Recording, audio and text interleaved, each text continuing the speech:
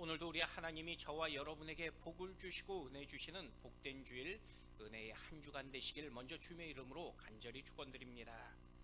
어린 시절에 드라마나 영화를 보면서 나도 저런 왕자나 공주가 되었으면 좋겠다라는 그런 마음을 어린 시절 누구나 한 번쯤은 꿈꾸며 생각해 본 적이 있을 것입니다. 얼마 전 방송에 보니까 어떤 연예인이 중동 왕자와 선을 보았는데 알고 보니 왕자의 아내가 이미 10명이 넘었다는 그런 웃지 못할 이야기도 들었던 적이 있습니다. 사람들은 내가 왕족이나 재벌, 세상의 명문 가문의 사람이 되었으면 하는 꿈을 꾸며 한 번쯤은 살게 되더란 것입니다. 아니 명문가는 아니라도 지금보다 더 좋은 배경에서 좀 더 행복한 삶을 살면 좋겠다라는 그런 꿈을 꾸기도 합니다. 그런데 오늘 주님은요, 저와 여러분에게 세상 왕들을 세우신 만왕의 왕인 바로 우리 아버지 하나님께서 우리의 아버지라고 말씀하고 계십니다. 아니 더 나아가서 우리는 하늘 아버지의 자녀이며 존귀한 왕자와 공주라고 말씀하고 계신 것입니다. 하나님 아버지의 사랑하는 아들이신 독생자 예수 그리스도께서 나를 위하여 죽으실 만큼 존귀한 자녀가 바로 여러분이라고 말씀하고 계십니다. 저는 말씀을 시작하면서 그 존귀하며 아름다우신 하나님의 자녀라는 그 약속에 기뻐하며 오늘도 믿음의 승리의 삶을 살아가시는 오늘 저와 여러분의 복된 모습이 되길 축원드립니다. 오늘 본문은요, 예수님과 그 가족들에 관한 이야기입니다. 어느 날 어머니 마리아와 예수님의 동생들은 예수님을 찾아왔습니다. 마침 예수님께서는 집안에 많은 사람들에게 둘러싸여 계십니다. 집안에서 수많은 사람들에게 복음을 전하셨고 병든 자를 고쳐주고 계십니다. 그때 문 밖에 예수님 가족을 알아본 어떤 사람이 예수님께 지금 가족들이 밖에 기다린다고 말씀드렸던 것입니다. 그런데 주님은요, 오늘 본문에 보니까 누가 내 어머니며 내 동생이냐고 물으십니다. 그리고 하나님의 뜻대로 하는 자가 바로 내 형제이고 자매라고 말씀하고 계십니다. 어떻게 보면요, 이해하기 어려운 말씀처럼 들릴 수 있습니다. 마치 육신의 가족을 부정하는 것처럼 오해할 수 있기 때문입니다. 하지만 본문은요, 이 땅의 가족을 부정하는 그런 말씀의 핵심이 아닙니다. 주님은 우리에게 육신의 가정보다 더 큰 축복이 있는데 바로 영적인 가족이 있다라고 우리에게 가르쳐주고 계신 것입니다. 저와 여러분이 예수님과 아무런 육신의 연관성이 없지만은 내가 예수님의 가족이 되고 하나님의 자녀가 되는 그 축복의 권세를 가지고 있다고 말씀하신 것입니다. 5월은 가정의 달입니다. 가정의 달을 맞이해서 육신의 외롭고 쓸쓸한 삶의 순간까지도 먼저 예수 그리스도의 그 위로하심과 그리고 주님의 그 한 가족됨으로 인하여 힘을 얻고 용기 얻는 이 한 달, 이 한 주간의 삶이 되시기를 다시 한번 주님의 이름으로 간절히 축원드립니다. 그렇다면은 우리는 어떻게 하나님의 자녀가 되며 또 주님과의 가족이 될 수 있다라고 오늘 성경은 우리에게 말씀하고 계실까요? 자, 첫 번째는요, 구원의 확신을 체험해야 한다고 말씀하고 계십니다. 우리가 예수 그리스도를 믿고 시간의 차이는 있지만요, 우리가 모두가 다 공통적인 신앙생활을 하고 있습니다. 신앙생활 속에서 우리는 하나님의 은혜를 체험할 뿐 아니라 성령께서 우리에게 여러 가지 은사를 또 선물로 주시는 걸 경험하기도 합니다. 그래서 그리스도인은요, 모두가 영적인 신앙을 체험하는 그런 은혜를 누리게 됩니다. 특별히 기독교는요, 체험의 종교이며 또 하나님은요, 그 사람마다 또 체험마다 전혀 다른 은혜를 베풀어 주신 걸 보게 됩니다. 그 이유는 하나님의 주시는 그 은사가 다양하기 때문입니다. 은사가 다양하다는 의미는요, 모든 은사를 성령께서 모두에게 똑같이 주시는 것은 아니라는 것입니다. 그래서 어떤 체험은요, 나에게 필요하지만은 사실 또 어떤 체험은 꼭 내가 아닌 다른 사람에게만 하나님이 주시는 그런 은사나 체험이 있다는 것입니다. 제가 어릴 적에 이 80년대만 해도요, 이 기도원들에 참 많은 분들이 오셔서 기도했던 그런 그 기억이 있습니다. 저희도 어릴 때에 한올산 기도원에서 기도하면요, 늘 강사 목사님께서 많은 그러한 예배자들에게 여러 가지 은사와 그러한 말씀을 전하시는데 특별히 그 한월산 기도원에서는요 방언을 굉장히 중시 여깁니다. 그래서 기도하는 성도라면 당연히 방언은 받아야 된다고 늘 그 강사 목사님들이 강조하며 말씀하신 것입니다. 심지어 어떤 강사 목사님은요 그 방언은 그 강하지도 않다라고 이야기하면서 그 예수 믿으면은 방언 못하면 구원받지 못한 거라고 그렇게 주장하는 그런 말도 어린 시절에 들었던 기억이 있습니다. 하지만 잘하고 보니까요 성경에 고린도전서 12장 30절 말씀해 보니까 모두가 방언의 은사를 받은 것은 아니라고 말씀하고 계십니다. 하나님께서 방언의 은사를 모두에게 주시지 않기 때문이라는 것입니다. 그래서 어떤 사람은 방언을 말할 수 있지만은 어떤 사람은 내가 오랫동안 신앙생활하고 열심히 기도생활 할지라도 방언받지 못할 수도 있다는 것입니다. 그 이유는 주님께서 그 간구와 필요에 따라서 방언을 주시기도 하시고 또 주시지 않기도 하시기 때문입니다. 마찬가지로 모든 은사가 하나님께서 어떤 이에게는 은사를 주시고 어떤 이에게는 은사를 다르게 주시는 경우가 있다는 것입니다. 하지만 구원은요 선택이 아니라 모두가 반드시 체험하고 받아야 되는 것입니다. 구원은 선택이 아닌 하나님 자녀의 마땅함이라고 말씀하고 있기 때문입니다. 모든 하나님 자녀가 받아야 되는 마땅한 생명이 바로 구원의 체험이라고 말씀하고 계십니다. 18세기 영국의 유명했던 부흥강사이며 신학자였던 조지 위필드 목사님이 계십니다. 조지 위필드 목사님이 가장 좋아했던 설교는요 당신은 구원 받았습니까? 라는 설교였습니다. 목사님은요 가는 곳마다 만나는 사람마다 제일 먼저 말씀을 전하시며 또 간증하셨던 그 내용이 구원 받았느냐라는 그러한 질문과 그리고 그 말씀의 내용이었습니다. 많은 사람이 은혜 받고 또 목사님의 설교를 통하여 또 거듭나며 주님 앞에 돌아오는 그러한 역사들이 일어났습니다. 어느 날 한 청년도 목사님 설교에 감동받고요 이제 목사님의 비서가 되기로 결심을 합니다. 그래서 목사님을 가까이서 따라다녔습니다. 비서가 되어 보니까요 유명한 이 목사님을 가까이 뵐 수 있을 뿐 아니라 목사님의 다양한 설교들을 또 들을 수 있을 거란 그 마음에 기대감이 생겼습니다. 그런데 청년의 생각과 다르게 목사님은 가는 곳마다 늘 똑같은 설교를 하셨던 것입니다. 늘 구원받아야 된다는 그 설교의 주제만을 말씀하셨기 때문입니다. 이 청년은요 목사님을 잠시 따라다녔지만은 같은 설교를 무려 수십 번을 듣게 됩니다. 어느 날 참다 못한 청년이 똑같은 설교를 하고 계시는 목사님에게 도대체 언제까지 이 구원받아야 된다는 그 설교만 하실 거냐고 그렇게 묻는 것입니다. 그러면서 똑같은 설교를 이미 내가 70번은 더 들은 것 같다라면서 이 목사님에게 이 짜증나듯이 묻는 것입니다. 그러자 목사님은요 진지하게 이 청년을 향해서 똑같은 설교를 하는 이유는 바로 내가 구원받아야 되기 때문이라고 그렇게 말씀하신 것입니다. 여러분 우리가요 구원 받아도 되고요 안 받아도 되는 선택의 상황이 결코 아니라는 것입니다. 우리는요 반드시 예수 그리스도를 우리는 인격적으로 체험하면서 구원의 체험을 해야 됩니다. 주님 앞에 부름받은 모든 인생은 먼저 구원의 체험을 경험해야 됩니다. 내가 세상에서 도덕적으로 잘 살았던지 아니면 내가 지난날까지 부도덕하게 살았던지 그것이 중요한 것이 결코 아니라는 것입니다.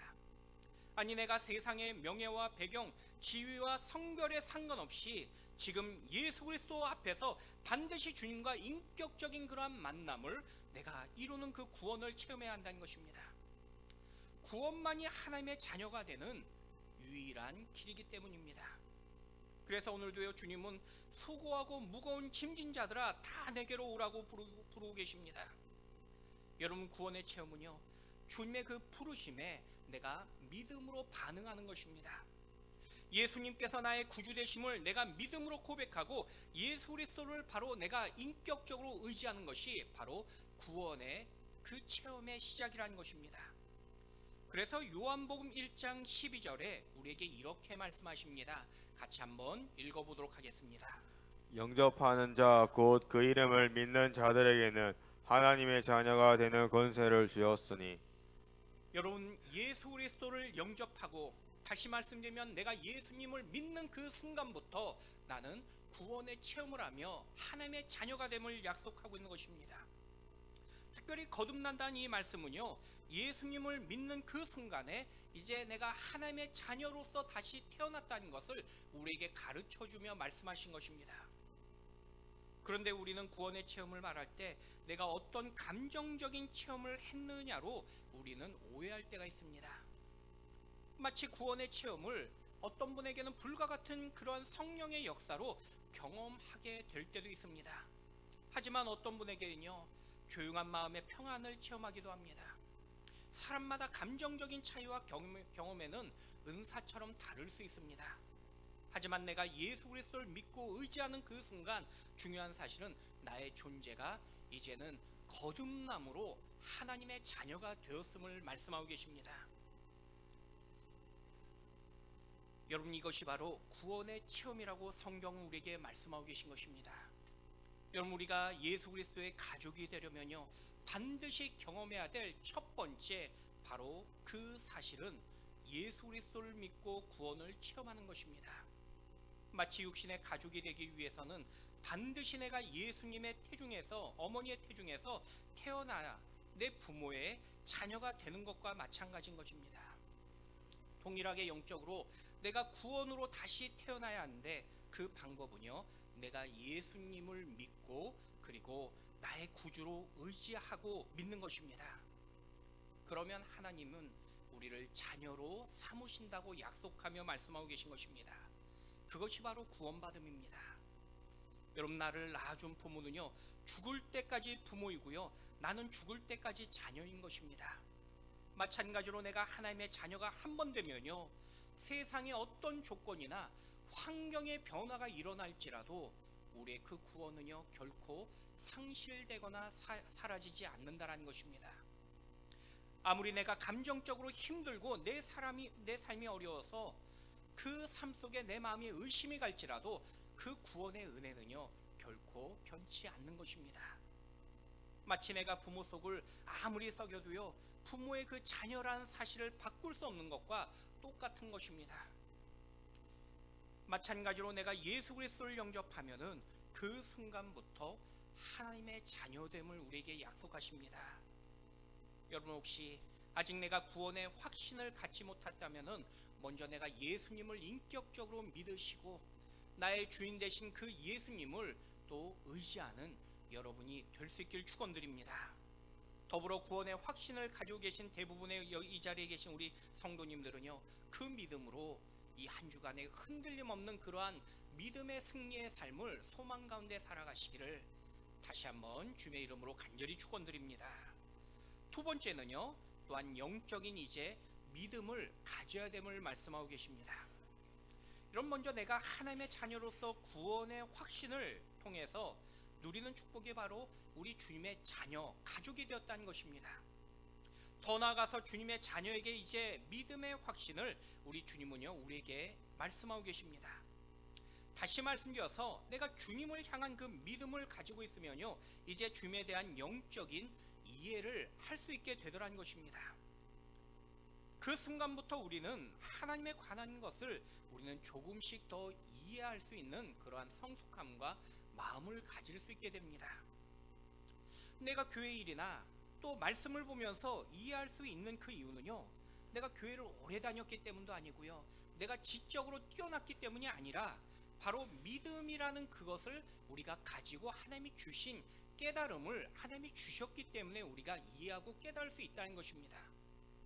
믿음을 통해서 구원받은 자녀들이 누리는 바로 특권이며 능력이라는 것입니다. 여러분, 요한복음 3장을 보시면요, 어느 날 밤에 니고데모라는 한 청년이 예수님을 찾아옵니다. 니고데모는요, 하나님의 자녀에 관심을 가졌습니다. 어떻게 하면은 내가 하나님의 자녀가 될 수 있는지에 관심을 갖고 있는 것입니다. 그래서 예수님 앞에 하나님의 자녀가 될 수 있는 그 비결을 물었습니다. 그때 예수님은요, 먼저 제가 첫 번째 말씀드렸던 것처럼 구원의 확신, 즉 거듭나야 된다고 말씀하십니다. 이 거듭난다는 의미를 다시 태어나야 된다는 이 말씀의 뜻입니다. 그러자 니고데모는 아니, 어떻게 내가 이미 태어난 이 육신의 몸이 어머니 몸속으로 다시 들어갈 수 있겠냐라고 그렇게 질문을 하게 됩니다. 즉 니고데모는요 똑똑한 사람이었지만은 지금 그 구원의 체험이 없고 그리고 믿음이 없다 보니까 예수님의 그 말씀하심을 도저히 이해할 수가 없었던 것입니다. 예수님께서는 이 거듭남을 말씀하실 때 육신의 거듭남이 아니라 바로 우리가 이 영적인 거듭남을 가르쳐 주셨지만은 이런 영적인 의미를 도저히 이해할 수 없었던 것입니다. 주님의 말씀을 이해하지 못하니까요 더 이상 주님과의 대화에 소통할 수 없었던 것입니다. 여러분 오늘 본문의 사건도 마찬가지입니다. 예수님은요 무려 30년 동안 지금 가족들과 함께 동거동락했습니다.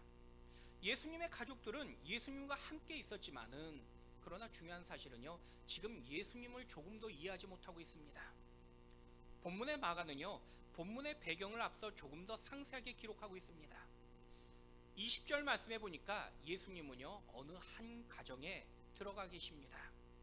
이때 예수님의 소문을 듣고 많은 사람들이 주님 계신 그 집안으로 몰려왔습니다. 아마 집안뿐만 아니라 집 둘레까지 많은 사람들이 지금 모여 있었습니다. 얼마나 많은 사람들이 모여 있었는지 아마 발 디딜 틈도 없었을 것입니다. 주님 말씀을 전하셨고요. 그리고 병든 자들을 고쳐주고 계십니다. 얼마나 많은 사람들이 몰려왔는지 예수님께서는 식사를 거르시면서 주님의 그 은혜를 베풀고 계셨다고 마가는 성경에 기록하고 있습니다. 그런데 주님을 보고 예수님의 그 가족들은 예수님을 향해서 이렇게 생각하고 있었습니다. 우리 21절 말씀 같이 한번 읽어보도록 하겠습니다. 예수의 친족들이 듣고 그를 붙들러 나오니 이는 그가 미쳤다 하밀러라. 여러분 지금 예수님께서 어떤 이상한 일을 행하시거나 비상식적인 일을 행하셨던 것이 결코 아닙니다. 단지 병자들을 고쳐주셨고요. 귀신 들린 사람을 치유해 주셨습니다. 생명의 복음을 전해주셨습니다. 심지어 예수님은요 식사도 거르시면서 오직 하나님의 그 거룩한 사역에 집중하고 계셨습니다. 그런데 예수님의 가족들은요 그런 예수님을 보면서 야 정말 위대하다 훌륭하다라고 생각한 것이 아니라 미쳤다고 여겼습니다. 더 나아가서 예수님께서 귀신을 쫓아낸 것을 보았던 그 자리의 종교 지도자들은요 예수님을 향해서 귀신의 왕인 바알세불이라고 그렇게 여기며 생각했습니다. 예수님께서는 굶어가시면서 쉬지 않고 병든 자를 고치시고 복음의 생명을 전하셨지만은 영적으로 이해하지 못하니까요 예수님을 보면서 오히려 대적하더란 것입니다. 아니 예수님의 가족들은요 믿음 없이 주님을 보았기 때문에 예수님을 심지어 미쳤다라고 그렇게 여겼던 것입니다. 그래서 오늘 본문에 예수님의 가족들이 주님을 찾아왔지만요 사실 예수님을 지금 믿고 그리고 주님을 찬양하기 위해서 그들이 찾아왔던 것이 아니라 지금 예수님을 미쳤기 때문에 예수님을 빨리 잡아다가 가둬놔야겠다라고 그렇게 여기고 지금 예수님에게 찾아왔던 것입니다. 여러분 세상에서요 아무리 좋은 일이라고 할지라도요 이해하지 못하면요 이상하게 보일 때가 있습니다. 아니 심지어 미친 것처럼 보일 때가 있더라는 것입니다. 사실 그 이유는요 모르기 때문에 이해하지 못하는 것입니다. 제가 학창 시절에 마을버스를 타고 학교를 다녔습니다. 이 90년대에는요 보통 마을버스에서 그 라디오를 많이 틀어줬습니다. 그런데 한 번은 이 라디오를 틀어줬는데 이 기사님이 클래식 음악을 틀어놓은 것입니다. 아마 베토벤이나 모차르트 같은 그러한 이제 클래식이 나오는 라디오 방송을 틀어놨던 것 같습니다. 교향곡이 이 버스 안에서 잔잔하게 들려주고 있었습니다. 제가 이 자리에 앉으면서 야, 이 기사님이 굉장히 음악적인 그런 수준이 높은 분인구나 라고 그렇게 그냥 속으로만 생각하고 앉아 있었는데 어떤 그 중년의 남자분이 타시더니 타자마자 고함을 지르는 것입니다. 어디서 이렇게 시끄러운 음악을 틀어놓냐고 그러면서 빨리 다른 채널로 돌리라고 그러면서 고함을 지르는 것입니다. 그런데 그 순간에 제 생각에는 그 아저씨가 제일 시끄러웠습니다. 음악을 이해하지 못하니까요, 자기가 시끄러운 줄을 모르고 단지 들려오는 교향곡이 시끄럽다라고 그렇게 외치면서 그리고 소음처럼 말하는 것입니다. 여러분, 그런데 우리도요, 이해하지 못하면요, 이상한 것으로 여기며 심지어 미친 것처럼 여기게 되더라는 것입니다. 그런데 신앙도 마찬가지입니다. 하늘나라의 영적인 비밀을 이해할 수 없는 사람들에게 여러분의 그 신앙의 모습은요, 이상한 것처럼 보일 수 있고요, 아니 더 나아가서 미친 것처럼 보일 수도 있다는 것입니다. 예전에 아내만 교회를 다니셨던 남편분께서 나중에 예수님을 믿고 그리고 집사님이 되셨는데 저에게 그런 그 간증을 해주신 것입니다. 과거에는 내가 예수님을 믿지 못하고 또 예수님을 모르다 보니까 아내의 신앙을 핍박하고 그리고 교회 다니는 사람들을 미워했던 적이 있다라는 그런 말씀을 해주신 것입니다. 하지만 예수님을 만나고 나니까 그때는 내가 예수님을 몰랐기 때문에 그랬던 부끄러운 행동이었다라는 그런 말씀을 해주신 것입니다. 여러분, 내가 예수님을 알면요, 예수님을 믿게 되면 그 믿음으로 주님과 소통하게 되고요, 믿음의 그러한 형제 자매들과 소통할 수 있게 되더라는 것입니다. 그런데 주님과 소통하는 사람은요, 세상 사람이 볼 때 이상하게 보일 수 있습니다. 아니 때로는요, 미친 것처럼 보이기도 하더라는 것입니다. 내 돈 들여 교회에 갖다 주는 것처럼 보이고요, 내 시간 버리면서 교회에서 봉사하고 헌신한 것이 바보처럼 보일 수 있다는 것입니다. 그래서 사람들이 볼 때 도저히 이해할 수 없는 어리석은 사람들, 아니 이상한 사람들이 예수 믿는 사람들처럼 보일 수 있다는 것입니다. 하지만 하나님의 자녀는요, 세상에서 볼 때에 주님께 미친 것 같고 교회에 미친 것 같다고 듣는 것이 당연하다고 성경은 오히려 말씀하고 계십니다. 왜냐하면요, 예수님께서도요, 세상과 육신의 가족들에게 심지어 미친 것 같다라고 들을 만큼 우리 주님의 그 모습이 그와 같았기 때문이라고 오늘 성경은 말씀하고 있는 것입니다. 여러분, 나도 믿음이 연약하면요, 다른 교인들을 향해서 함부로 말할 수 있다는 것입니다. 사실 그 이유는 내가 여전히 믿음이 없기 때문에 영적인 이해를 하지 못하고 있는 것입니다. 하지만 주님을 믿고요, 또 주님의 그 은혜를 누리면은 우리의 그 마음과 생각이 커지며 달라지게 되는 것입니다. 영안이 떠지게 되어지는 것입니다. 더 나아가 주님을 믿으면 주님과 소통을 하게 되어지는 것입니다. 그런데 그것이 바로 자녀의 특권이라고 말씀하고 계십니다. 여러분, 오늘날 이 시대를 보면요, 미친 사람들이 얼마나 많은지 모릅니다. 술에 미쳐 살고요, 마약에 미쳐 살아갑니다. 아니 도박과 쾌락에 미쳐 살아가는 사람들의 이야기를 보게 됩니다. 그런데 세상에 미치면요, 그 결과는요, 반드시 이 비참함에서 벗어나지 못하게 된 걸 보게 됩니다. 하지만 세상 사람들이 볼 때 진리에 미치고 복음에 미친 사람처럼 보이는 사람들은요, 반드시 하나님께서 그 인생의 열매와 결과를 책임져 주신다고 약속하십니다. 여러분, 주님의 자녀는요, 주님과 소통하는 것이고 또 주님의 자녀인 서로 간에 믿음으로 소통하며 우리가 이해할 수 있어야 된다는 것입니다. 만약 우리 안에서 복음과 진리의 문제를 이해할 수 없다면 여전히 나의 영적인 믿음의 그 성숙함에 문제라는 것입니다. 내가 영적으로 어두워져 있거나 내가 영적으로 무감각해져 있기 때문에 이해하지 못할 수 있다는 것입니다. 믿음으로 주님과 소통할 수 있어야 됩니다. 여러분, 믿음으로 주님의 꿈을 꿀 수 있어야 됩니다. 주님과 소통하시고 우리의 영혼이 형통하고 육신이 형통한 삶이 됨을 주님은 약속하며 말씀하고 계십니다.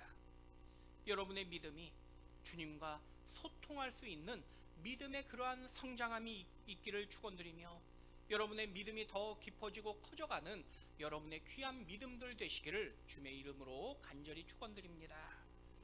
마지막 세 번째는요, 주님의 뜻을 이루는 자가 바로 주님의 자녀이며 가족이라고 말씀하고 계십니다. 우리 마지막 35절 말씀 같이 한번 읽어보도록 하겠습니다. 누구든지 하나님의 뜻대로 행한 자가 내 형제요 자매요 어머니이니라. 마지막으로 예수님은요, 하나님 아버지의 뜻을 행하는 자가 바로 주님의 자녀이며 가족이라고 말씀하고 계십니다. 그러나 당시 주님의 말씀은요, 사실 이 듣는 이 이스라엘 백성들에게, 특히 유대인들에겐 굉장히 충격적인 그러한 말씀이었습니다. 왜냐하면 당시 유대인들은요, 아무리 하나님의 뜻대로 살아가고 말씀대로 살아간다고 할지라도 이 육신이 아브라함의 혈통이 아니면은 결코 하나님의 자녀가 될 수 없다라고 그렇게 여겼습니다. 유대인이 아닌 이방인과는요, 어떤 경우라도 가족이 될 수 없고 형제가 될 수 없다라고 여겼던 것입니다. 하지만 주님은요, 아브라함의 후손이라는 그 육신의 혈육이 중요한 것이 아니라 오직 하늘의 아버지의 뜻을 이루는 자가 진짜 주님의 자녀이며 그리고 주님과의 가족이라고 말씀하고 계신 것입니다. 내가 아무리 좋은 믿음의 가정에서 태어나고 내 형제, 자매, 내 배우자가 아무리 중직자이고 목사이며 사모일지라도 주님의 자녀가 될 수 없다고 말씀하고 계신 것입니다. 오직 주님의 뜻을 이루는 그 자가, 또 주님의 뜻을 알며 살아가는 그 삶이 바로 주님의 자녀된 자라고 우리 주님은요, 결론적으로 말씀하고 있기 때문입니다. 여러분, 예수님은요, 하나님 아버지의 뜻을 우리에게 이미 가르쳐 주셨습니다. 그것이 바로 주님이 가르쳐 주신 주님의 그 기도 속에서 우리에게 이렇게 말씀하고 계십니다. 뜻이 하늘에서 이루어진 것 같이 땅에서도 이루어지라. 다시 말씀드리면요, 주님의 나라가 이미 하늘에 임하셨고 이제는 주님의 뜻이 나를 통해서 이 땅에 이루어져 감을 우리에게 말씀하고 계신 것입니다. 그래서 주님의 뜻은요, 바로 주님의 자녀인 나와 여러분을 통해서 주님의 그 거룩함이 이 땅에 이루어져 간 것이 바로 주님의 그 뜻이라고 말씀하고 계신 것입니다. 그 뜻을 이룬 것이 바로 주님이 기뻐하는 것이면 우리 주님의 자녀인 우리에게 주어진 사명이라는 것입니다. 여러분, 우리는요, 주님의 뜻 하면은 어렵고 힘들게 생각할 때가 참 많이 있습니다. 그런데 의외로 생각보다 쉬운 것입니다.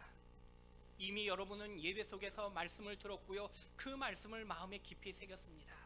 그렇다면 우리의 삶 속에서 내가 이 말 한마디, 내 행동 하나가 주님의 그 말씀, 쉽게 말씀하면 주님이 기뻐하는 일인가, 아니면 주님이 기뻐하지 않은 일인가로 우리는 쉽게 판단하며 우리는 살아갈 수 있다는 것입니다. 물론 그것이 손해보고 때로는 내 생각이 그 삶으로 이루어간 것이 쉽지 않을 수 있습니다. 그럼에도 불구하고 주님의 뜻은요, 바로 주님을 기뻐하는 그러한 우리의 삶을 우리에게 명령하며 말씀하고 계신 것입니다. 여러분, 오직 주님의 뜻을 이루어 가시며 주님이 기뻐하는 삶을 살아가시는 이 한 주간에 여러분의 선택이 되시길 주님의 이름으로 간절히 축원드립니다. 1905년 11월 일본의 이토 히로부미는요, 조선의 대신이었던 이완용 등과 한일 조약을 맺었습니다. 바로 을사조약이었습니다. 하루아침에 조선은 나라를 잃어버리게 됩니다. 당시 수많은 백성들은요, 나라 잃은 슬픔과 아픔을 경험했습니다. 일본의 군대가 강제로 주둔하면서 나라에 잃은 그 서름과 시련은 커져갔습니다. 모든 지식인뿐 아니라 조선의 백성들까지도 조선 땅에는 더 이상의 소망이 없다라고 절망하며 낭망했습니다. 그런데 그 암울하고 어둡던 이 순간에 포기하지 않고요, 아무것도 하지 않았던 사람들과 다르게 이 캐나다에서 파송받은 하디 선교사님이라는 이 선교사님은요, 몇몇 선교사님들과 함께 이 나라를 위하여 함께 모여 기도하기 시작합니다. 당시 할 수 있는 일은요, 함께 모여 이 10명도 안 되는 선교사님들이 기도하는 일뿐이었기 때문입니다. 하지만 사람들은요, 그 모임에 관심도 갖지 않았습니다. 아니, 그 기도 모임에는요, 어떠한 성령의 역사도 일어나지 않는 것 같았습니다. 그럼에도 선교사님은요, 포기하지 않고 계속해서 하나님의 주신 그 뜻을 이루기 위해서 우리는 인내하며 기도하자라고 그렇게 제안하면서 그 선교사님들은 함께 모여 계속 기도했습니다. 10명도 되지 않는 이 선교사님들은요, 무려 1년 동안을 기도하면서 1907년 1월 2일부터 2주간의 평양 장대원교회에서 부흥사경회로 이 기도회를 확장하게 됩니다. 당시 교인들과 주변 사람들 600여 명의 성도들이 모여서 말씀을 듣고 기도하기 시작했습니다. 그런데 2주간의 시간인 13일 동안에 아무런 성령의 역사가 일어나지 않았습니다. 그리고 14일째인 마지막 날 집회 시간에 당시 길선주 장로님의 간증을 통해서 하나님은요 놀라운 성령의 역사를 부어주시기 시작합니다. 이렇게 시작된 성령의 불은요 장대원교회를 시작으로 평양 시내를 바꾸기 시작했고요, 함경도와 평안도를 변화시키는 그러한 이 시작점이 되어집니다. 심지어 이 평양 대붕운동을 토대로 제주도까지 김익두 목사님을 선교사로 파송하며 부흥과 헌신의 불길은요 이 조선 땅에 끝없이 일어나게 됩니다. 이것이 바로 훗날 1908년 평양 대붕운동의 시작이라고 그렇게 사람들은 말을 합니다. 당시를 목격했던 해외 언론들은요 평양을 사도행전에 등장했던 제2의 예루살렘이라고 그렇게 불렀습니다. 평양 대붕운동은요 당시에 절망했던 조선의 소망의 역사의 운동으로 변화되며 일어났습니다. 당시 그리스도인들은요 이미 망한 조국을 포기하지 않고 작은 헌신 가운데 소망으로 일어서기 시작합니다. 이후에 국채보상운동, 3.1운동, 기독교 학교들과 병원 설립 등을 이끌면서 조국의 독립과 자립을 위해서 교회와 성도들은 작은 불씨의 마중물이 되었습니다. 그리고 대한민국의 역사를 바꾸는 기염을 토하게 되는 그러한 시발점의 역사를 남기게 됩니다. 여러분, 모두가 포기하고 절망할 때 주님의 뜻을 깨닫길 원했던 단 한 분의 선교사님의 그 기도의 모습이 바로 죽어가던 이 땅을 생명의 땅으로 바꿀 수 있었던 그러한 계기가 되었던 것입니다. 오늘 우리가 살아가는 이 시대도요, 나 하나를 바라보고 우리 베델교회를 바라보면은 너무나 작고 연약한 모습을 우리는 발견하게 됩니다. 아니, 당장 내 삶을 돌아볼 때에 무엇이 하나님의 뜻인지조차 사실 이해하기 어려울 때도 우리의 삶 가운데 얼마나 많은지 모릅니다. 그럼에도 불명 하나님은요 여러분을 통해서 주님의 거룩한 뜻을 이루기를 원하신다고 우리에게 약속하며 말씀하고 계십니다. 주님의 약속을 믿고 단지 믿음으로 오늘 주어진 삶에 인내하며 충성할 때에 하나님은 반드시 하나님 나라의 그 거룩함을 우리를 통해서 이루신다고 약속하고 계십니다. 여러분, 내 삶이 당장 이해할 수 없고요 연약해 보여 여전히 하나님의 그 섭리를 내가 깨달을 수 없는 것 같을지라도 여러분, 인내하며 기다리고 믿음으로 바라보실 때에 하나님은 반드시 여러분을 통해서 또 우리 교회를 통해서 이 지역을, 여러분의 가족을, 또 더 나아가 이 나라 대한민국을 바꾸심을 약속하며 말씀하고 계십니다. 여러분, 내 인생을 단지 흘려보내는 인생이 아니라 내 주어진 삶을 통해서 나를 통해 하나님 나라를 이루어 가시는 하나님의 거룩한 자녀의 삶을 오늘 이제 첫 발을 내딛는 이 한 주간의 귀한 시간이 되시기를 우리 주님의 이름으로 간절히 축원드립니다.